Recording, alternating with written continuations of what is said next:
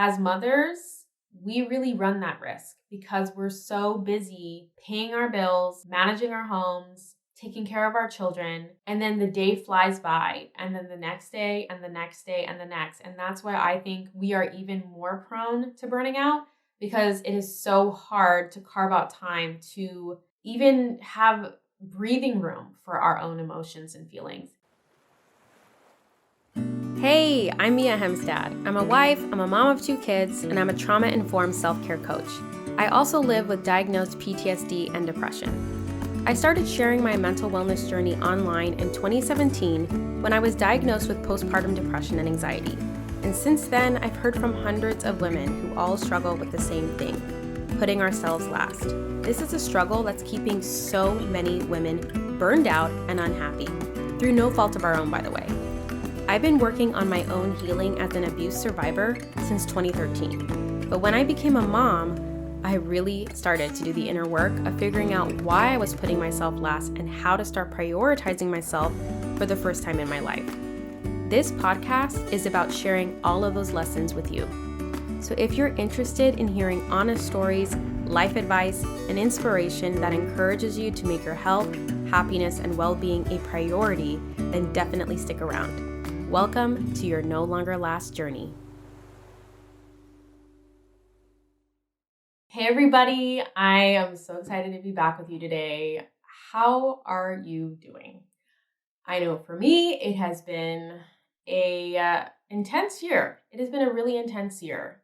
For any of you who've been listening to the podcast since the beginning, you probably could tell by my uploading schedule. It's just all over the place. And I'm just really in this process of trying to figure out a way to show up for this community and keep building the No Longer Last community, because it brings me so much joy, but also to make sure that I'm meeting my other needs. And I've been having a really hard time with sleep. In March, I was doing better, and then April and May, things plummeted, and then things got better in June, and then they plummeted. And I've really been on this roller coaster with my nightmares and with feeling extremely exhausted. And although it may not look like it, content creation is actually, it's a huge labor of love, but it is heavy on the labor part. And it's been challenging. It's been challenging to find the capacity to do what I love. And for anyone out there who is an artist, who is a creative, who has something to say, who has a voice, you know how painful and depressing it can be when you have so much to say, but not enough energy to say it. So if you have been in a similar situation where you feel like your chronic illnesses and your mental health conditions have been preventing you from doing the things that you love, I want to just say I give you a massive hug right now, because it is a special kind of pain that only creatives understand. That being said, slowly but surely, I have just been finding a new groove and a new groove and a new groove. And I feel like the groove is always changing, but I am in complete acceptance now of the fact that I can't predict the way that my sleep is going to be. I can't predict how hard it's going to hit me when I have a nightmare all night. I can't predict when it's going to happen. I can't predict how long my PTSD is going to be this severe. All I know is that I'm doing the best that I can, and I am grateful to every single one of you who continues to ride this wave with me. So yeah, I just want to open up the podcast saying that. But let's zoom out for a bit. Today, it is a gorgeous day in Portugal. The sky is so blue and so clear, and I hope it's beautiful where you are. We just got out of a massive heat wave, and I just feel for anyone who's been going through heat waves as well, or unexpected storms. And I just hope everybody is feeling as good as they can and taking care of themselves as good as they can, because times are crazy. Times are crazy right now. So yeah, give yourself some credit for doing whatever you can, however small that might look to the outside world. If you choose to take care of yourself, even though things are literally burning down, kudos to you, kudos to us. So let's go ahead and dive into today's episode. I'm excited about it because I think the topic of burnout is always going to be relevant. There's just an ever increasing demand on us as people, as women, and especially as mothers, for what we need to do in a day, in our careers, in our parenting, in our marriages, in our partnerships. And it just feels like the demands never end. And so I think it's really important that we are always kind of making sure that we're mindful of burnout and making sure that we know and have a toolbox ready and at hand to help us prevent it, to walk back from the cliff, or if we find ourselves already in it and we think it's too late, that we know how to climb ourselves out. And that's really what this podcast episode is about. This podcast episode is for anyone who's been in burnout before and wants to have more tools under their belt to help them not go into it again. And this episode is also for those of you who are in burnout right now, and maybe you feel completely overwhelmed and crushed by it, and you have no idea where to even begin when it comes to trying to get out of burnout. So we're going to be talking about that today and have an exciting tool to share with you that I've been using since 2019, so 4 years now, and it has never led me astray, and I still use it to this day, and I still teach it about it in my monthly coaching calls. So I'm excited to share it with you today in the podcast, and hopefully you can walk away with it and implement it in your life. It's very easy, very doable, very memorable. And you'll kind of find with me, I use a lot of like rhyming acronyms, alliteration. I just love making things easy to remember because we already have enough mental load from our lives that I want to make taking care of yourself as easy as possible. But before we dive in, I know there's a lot of prefaces. Thank you guys for being patient. It's been so long since I've talked to you all that there's a lot to catch up on. So I'm so excited that I found a way to show up again for this podcast, even though I'm in the luteal phase of my cycle right now. I'm feeling pretty tired, but I found a way to like honor and accept the tired and support myself through it. So I'm so proud of myself. But I wanted to give you a heads up that this episode is the first of 5 episodes that are in a series that's basically a masterclass where you're going to learn pretty much all of the tools that I use to take care of myself, that I've used to basically build my life up from being a complete and utter martyr mom who put herself last all the time, thought it was my duty to put myself last, was burnt out, resentful, exhausted, unhappy, depressed, suicidal. And while it may not be sunshine and roses over here, I still have PTSD. I'm still unpacking all of the childhood trauma I went through. I live in Europe now. I have my dream job. I work at a nonprofit advocating for maternal mental health policies at the national level in the United States. And I feel like I'm in acceptance of my motherhood and, I'm working on my partnership, my marriage with my husband. I really would love to do another podcast episode after this, but this series, stay tuned and make sure you're also on my email list because there's some goodies that come with each one, including downloadable phone backgrounds that have affirmations that tie into each episode. So I've put a lot of work into this and I think it's going to really help you to remember the lessons from each episode, apply them in your life, and really spend the next 5 weeks helping yourself to feel as nourished and replenished as possible, because I find that in the last quarter of the year, a lot of us moms with back to school and then Halloween and then Thanksgiving and then Christmas and then New Year's and then end of year work responsibilities ramping up, because I don't know about y'all, but we have like event after event at my job. This is like what I like to call like the rapid decline. Like most years, I'm good at not going straight into burnout anymore, but I get close. And I say that without shame or guilt. I mean, I'm a self-care coach and I would say that because it acknowledges the fact that burnout is caused by not your personal lack of doing this or that. Okay. Like I am the first to tell you that most of our burnout is almost all of it is due to things outside of our control. Society telling us what we should and shouldn't do, people making us feel guilty about self-care, partners not carrying the mental and physical load of managing a home and domestic labor, being the go-to parent. It's just, there's a lot of things that contribute to our burnout. So when I'm teaching you tools to help you prevent burnout, it's not because I'm saying that if you just do these things, you will never get close to burnout. I get close to burnout quite regularly. And a lot of it's due to my PTSD. And I don't fault myself for that. It's not my fault why I have PTSD. So these tools are a way to resist and push back and fight back against all of this crap that we all, as women and as moms, have to deal with.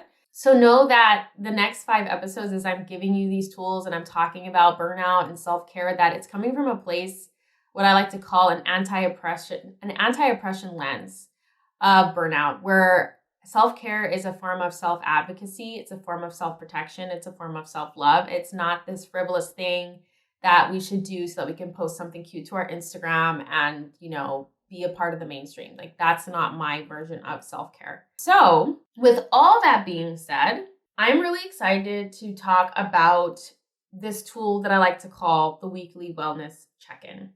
And the weekly wellness check-in has evolved significantly. I used to call it health gratitude goals. And it actually came from a very dark place. It was back in 2019. My daughter had just turned 1. My son had just turned 3. I was deep in caregiving for my brother who has a serious autoimmune disease, and he also has pretty, I don't like the word severe autism, but he's on the level of the spectrum where you have to really know how to take care of him. It's very challenging, and I had to accompany him the way that I would my own child. So I basically had 3 children in the house who I was responsible for. And, I definitely was still experiencing, residual postpartum depression and anxiety. I had undiagnosed PTSD at the time, and I was experiencing physical symptoms of my PTSD, like nerve pain, overwhelm, and shortness of breath, and like struggling with driving. And like my physical symptoms were so severe, but I didn't have a name for them, and they started to become very debilitating. And at one point, I actually stopped breathing through my nose, not by choice, but my nose, the tissue in my nose, the way the doctor put it was like, it's like you have a balloon in each nostril. It was so inflamed, and I went to so many specialists, nobody could diagnose me. But now, ever since I moved to Portugal and have been able to regulate my nervous system, I'm able to breathe through my nose. And it is absolutely divine. And I know without a shadow of a doubt that my nose, not being able to breathe through my nose for I think it was a very long time. I mean, it came and it went, what is the word? It was not constant, but there was like a good 4 months where it was there the whole time. And it made it very difficult to sleep, very difficult. I would get winded. I was struggling to take my kids to the playground. I just overall felt like a horrible mom. And I felt like there was no one to turn to with this. Like, no one understood what I was going through. Again, my PTSD was undiagnosed, but the symptoms were becoming debilitating. And I remember it was a really sad time. And I started to have intrusive suicidal thoughts, like imagining myself, ending my life. And those thoughts came once a week, and then they came once a day, and then they came multiple times a day. And it was becoming really scary, and I didn't know what to do. And eventually I went to a therapist. I was religious at the time, so I went to a therapist who shared the religion I had, thinking that was somehow safer or whatever. And this therapist asked me if I had a written plan for my suicidal ideation. She was like, "Where do you have a written plan somewhere of how you're going to end your life?" And I said, "No, it's not written, but I have these thoughts every day, and it scares me and it overwhelms me. I don't want to leave my children behind." And she just said that it's attention-seeking behavior, and that because it's not written, it's not real. And I just can't even tell you how much that just knocked the wind out of me. I overcame my fear of seeking professional help and went and got it. And she told me that I was making it all up to get attention. And I can't even tell you also how triggering that was, because my abusers who gave me PTSD in the first place also would accuse me of seeking attention. And it's just like, it was very triggering to hear that from a specialist. But anyway, I digress. So I just want you to understand like where I was and like where this framework came from, because I definitely am not frolicking down, a meadow and I just imagine these ideas. A lot of the tools and frameworks that I've created have come from a place of deep need and deep suffering, unfortunately. But I think that's also what makes them so impactful and so powerful, because they truly did create change in my life and help me climb out of some really dark places. So essentially what happened was after a couple of years after that horrible incident where I was told that my suicidal ideation wasn't real, I decided to go again and search, not for a therapist this time, but I actually went and tried to search for a psychiatrist. And I went and saw a psychiatrist, and I was formally diagnosed with PTSD and major depressive disorder, and I was put on medication for the first time. And after about 2 weeks of being on medication, I felt massively better. I felt a huge relief, and I didn't feel cured or anything like that, but I just felt like my symptoms weren't as debilitating, and I felt like I wasn't floating in another dimension from everyone else around me. And that helped me to have a little bit more clarity of thought. And it was from that place that I was finally able to go, I don't want to live like this anymore. I don't want to fall into that dark hole. I want to live my life. I want to see my kids grow. I want to be here for the moments. And I just don't want to put up with this anymore. And so I decided to start to make self-awareness a core part of my healing journey, a core part of trying to make sure that I never get so disconnected and detached from myself to the point where I'm in a complete and utter dark hole and it's like almost too late to climb myself out of it. Does that make sense? It's like I wanted to have a way of regularly touching base with how I'm feeling so that I don't wake up one day and go, oh my gosh, I'm suicidal and I don't know how to get out. And journaling was that way for me. And I know for some people, journaling can feel a little overwhelming. And I've talked to some people about it. And they're like, when I look at the blank page, Mia, I just feel so overwhelmed. I know that journaling is good for me. And, I don't have all the data off the top of my head, but there's so many studies that show that it reduces anxiety and can improve symptoms of depression and a whole bunch of things. But, I'm somebody that I'm not scared of the blank page. I love the blank page, but that's why this journaling structure can be so good, because sometimes the blank page, you end up kind of going on many tangents and you never get to the core of why you sat down to journal in the first place. And that's how this framework was born. So health gratitude goals was me first writing about my health. I would ask myself, how are you doing emotionally? How are you doing mentally? And how are you doing physically? Those are the 3 questions that I want you to remember. If you remember nothing else from today's podcast episode, that is what I want you to remember. So that covered the health. And then gratitude was 3 things I'm grateful for. And I always try to prioritize that because we know from many scientific studies that gratitude, reflecting on gratitude, writing your gratitude can boost your happiness levels and just overall positive mood. And I definitely needed that at the time. And then my goals was identifying just one thing that I was going to do that week or that month to address, not just like a random goal, like, oh, I have a goal to move to Europe, like that's big, that's massive. But at the time, that was the language I used, it was goal. But the goal was really like a task. What task did I need to do that would directly address what I wrote down in the health section? And I think that's a big deal because it's not just some random goal that you've been thinking of, but it's actually you reaching back out to yourself like a friend almost and being like, hey, you just shared that you're feeling sad that you don't really move your body anymore. You miss dance, and dance used to be really important to you. And in that journaling of my emotions around that, I realized that I'm scared that we can't afford it and that we'll never be able to afford dance. And so my goal for that week was to actually research studios in my area and see how much dance classes cost. And if they even occurred at a time where I would have my husband home so that I didn't have to hire childcare. That was the task. The task wasn't to go to a dance class. The task wasn't to work on my budget, which scared the crap out of me at the time. The task wasn't anything big or scary. It was just, let's just look it up. Let's just see what's out there. And that led to me ultimately finding a studio that was only 10 minutes down the street, that was perfectly within budget, and that had a dance class after my kids went to bed from 8:30 to 9:30. And I ended up going to that class weekly toward the tail end of the pandemic, and it just ignited so much joy in me again to go back to dance. And that all came from health gratitude goals, which I now call the weekly wellness check-in. And those 3 questions, how are you doing mentally? How are you doing emotionally? How are you doing physically?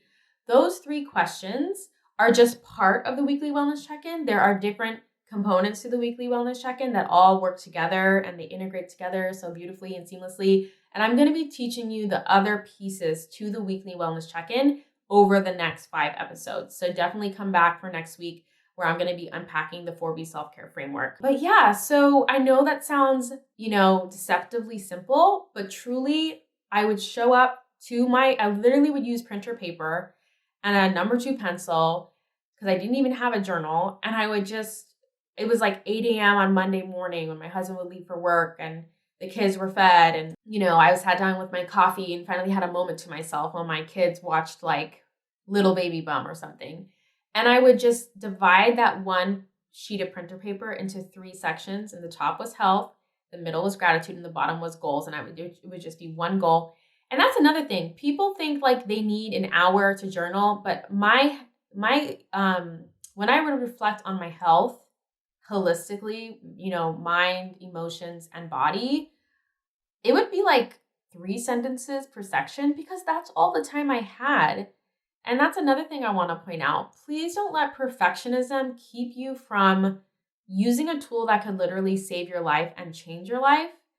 And this is coming from somebody who still battles with perfectionism. And when I say that, I mean it, like debilitating perfectionism. I used to have perfectionism so bad that it immobilized me. So I understand, and we have to make sure that we are fighting that fight because life on the other side of debilitating perfectionism is for the living. It is good. It is awesome. It is amazing when you can get on the other side of that. But I always say I'm a recovering perfectionist because that battle has to be fought on a regular basis. I do not feel like I am done fighting that fight. Maybe when I'm in my 60s, I'll be like a chic, hot, sexy old woman. But I hope I get to my old age and I hope that I feel sexy and I hope that I'm not battling perfectionism still. But yeah, so those are the 3 questions. That's the weekly wellness check-in.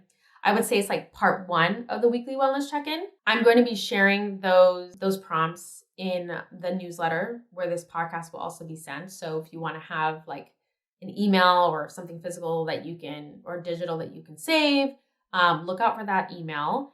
Well, we're going to take a quick break. And when we come back, I'm going to share a story from one of my clients who used to practice self-care a certain way and what the weekly wellness check-in did for her and how it changed and shifted her self-care. I think it's a really cool story and it might help jog your own memory or your own reflections on how you can approach nourishing yourself in a way that actually fills you up. So I'll see you after the break.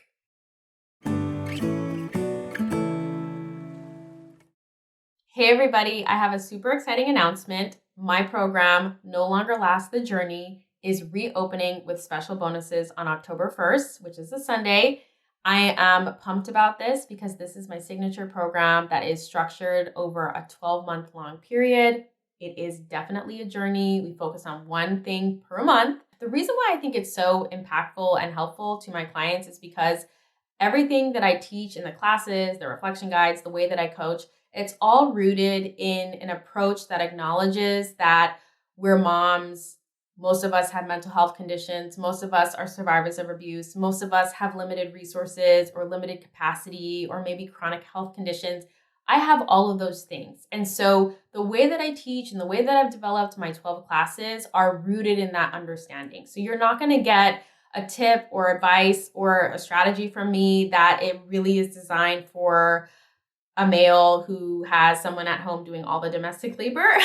You're going to get some real helpful advice that's grounded in reality and grounded in the lived experience of somebody who has children and who has mental health conditions. So I think that's what makes my coaching program unique and actually creates change and fosters change and growth in people's lives. So if you want to learn more about it, there's a link in the show notes. But I want to make sure that you know about the bonuses because every time I relaunch or reopen the program, I change up the bonuses. The ones that I'm offering right now, this time around, is a one-on-one coaching session with me, which is the value of $75. And you will get free access to a new product I'm developing, which is the weekly wellness check-in guided journal. And this guided journal is going to be the entire weekly wellness check-in, all 5 components. And this is a brand new digital product that I'm creating that will be $40 once it's launched, and you will get access to it completely for free. So those are the 2 bonuses that will expire on October 6th when the doors close to my program. So if you are interested in learning more about the No Longer Last journey, go to miahemstad.com/no longer last. And if you go through the webpage and you're still unsure or you have questions about your personal situation, please know that I would love to hear them and I'm here to answer your questions. So you can either email me at mia@miahemstead.com, which is in the show notes, or you can actually have a straight up call with me. I'm going to be opening up my calendar to take calls that are 20 minutes long for free. You can chat with me for free for 20 minutes, ask me your questions. I promise I'm not salesy, I'm not pushy. I only want people in this program who feel like it's the right time and they're ready to receive some additional support and really develop a healthier relationship to self-care. And when I say a healthy relationship, I mean like a guilt-free, shame-free, it's always incorporated in your life and you're not only whipping it out when you're burned out type of relationship with self-care. So anyone who's ready for that, not just emotionally, but also financially, we can talk through all of those things together. So again, all the links are in my show notes, and let's go ahead and get back to the show.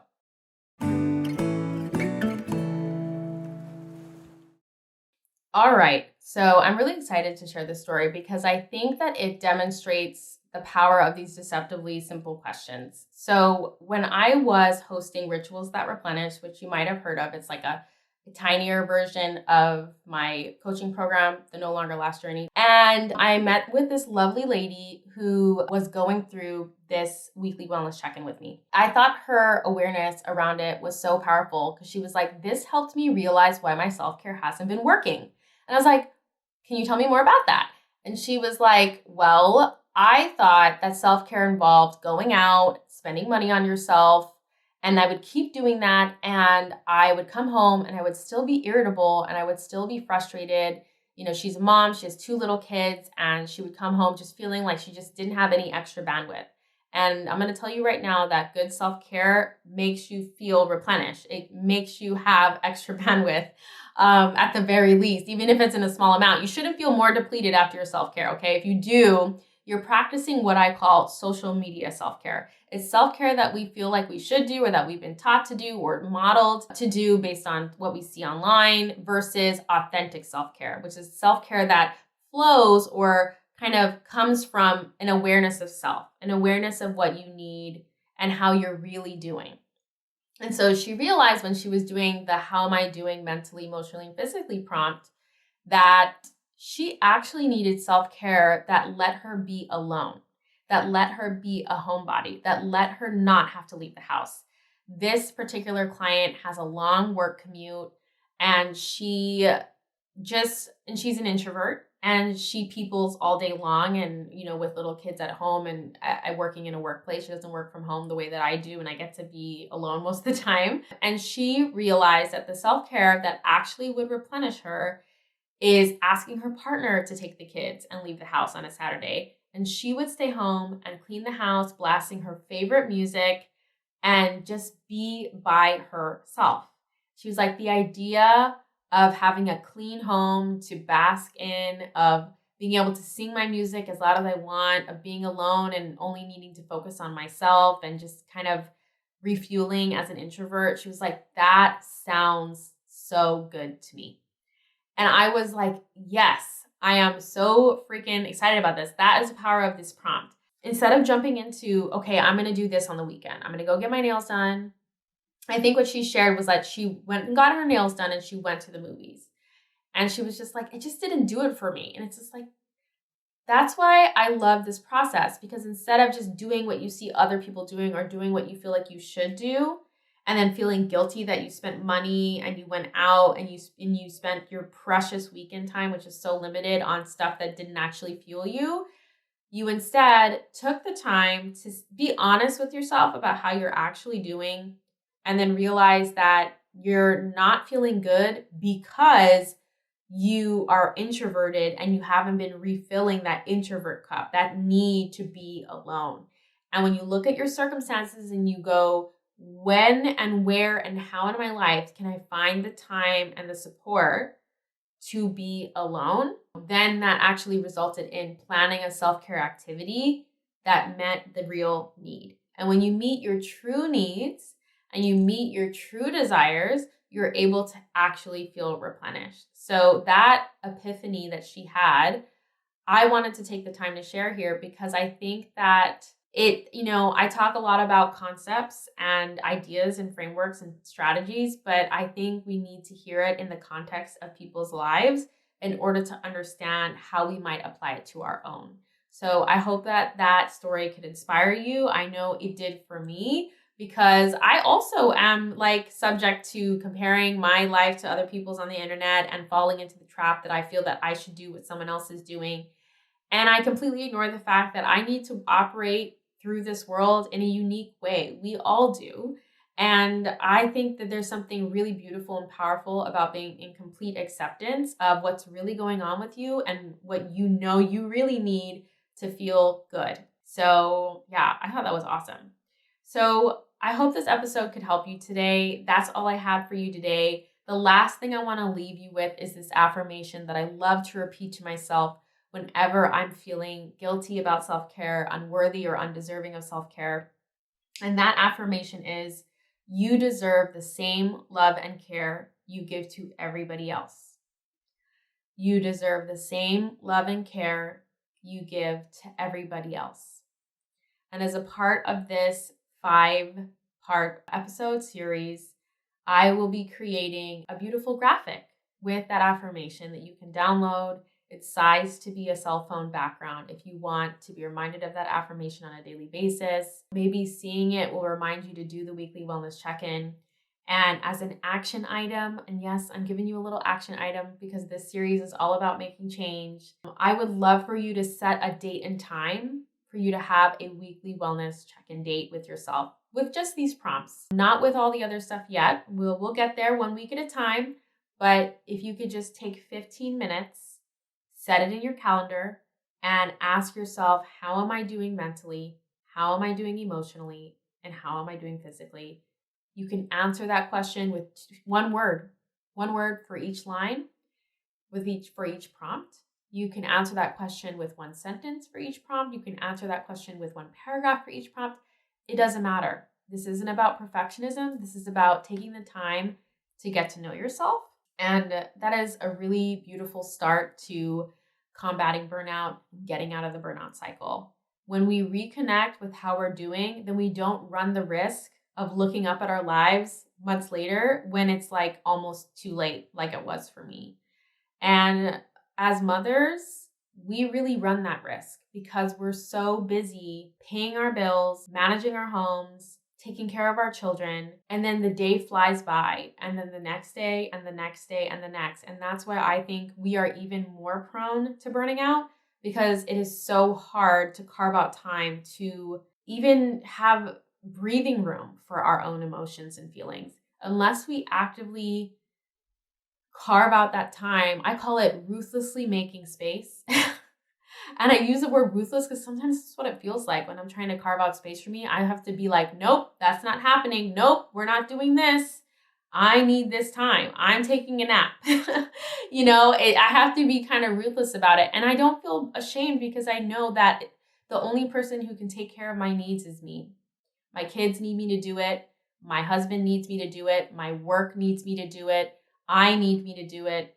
And I deserve the same love and care as everybody else, and so do you. So I challenge you this week to take action on this, to set 15 minutes in your calendar and ask yourself those 3 questions. And if you want a little bit of accountability, feel free to email me, mia@miahemstead.com. Let me know if you showed up for your appointment.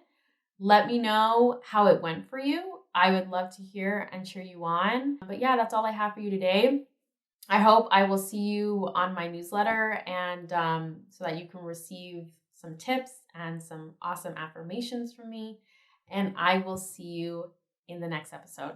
Take care. Bye.